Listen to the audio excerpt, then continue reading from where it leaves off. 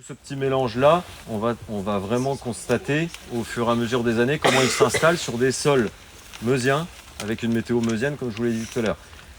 Comprendre les enjeux et trouver des solutions pour préserver la forêt.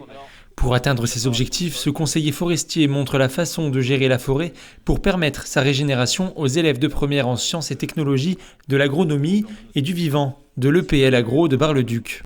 Là, plus concrètement, sur cette parcelle qui a été exploitée en totalité du fait du dépérissement de l'essence principale qui était le frêne, on a essayé de réintroduire pour la régénérer des essences d'ici et d'ailleurs. L'objectif, c'est de voir sur du moyen et long terme comment vont évoluer ces essences sur des sols qui sont les nôtres, sur lesquels elles n'ont pas nécessairement l'habitude d'être, et puis surtout avec une météo qui est très variable.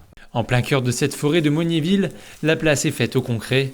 L'accompagnement de l'adaptation des forêts au changement climatique ne s'improvise pas. Ces élèves doivent donc user d'imagination pour penser à l'avenir de la forêt dans la Meuse en 2050. On essaye de les amener à voir qu'il y a plusieurs possibilités de gérer la forêt, plusieurs acteurs intervenant dans ces forêts, plusieurs possibilités de choisir en fait notre avenir et d'impliquer les jeunes dans cet avenir. Justement, ils seront acteurs du futur. Ils voient bien que pour une problématique, il n'existe pas forcément une seule réponse, qu'il y a toutes sortes de possibilités, toutes sortes d'enjeux. On essaye beaucoup de les faire travailler sur la notion d'enjeu. Sensibiliser mais aussi créer des vocations. Dans le département, la filière bois est le deuxième secteur porteur d'emploi.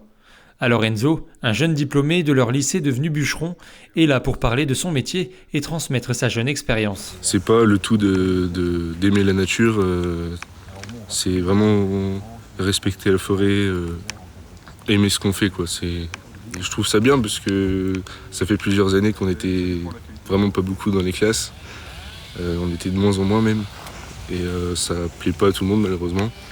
Et on est de moins en moins de bûcherons ou de sylviculteurs. On est de moins en moins, donc c'est bien que des jeunes prennent le métier, quoi. À la fin de cette semaine pédagogique, les élèves préparent 4 panneaux afin de créer une exposition qui aura lieu le mardi 17 octobre au sein du lycée lors de la réunion pilotée par le Pays Barrois sur la transition écologique.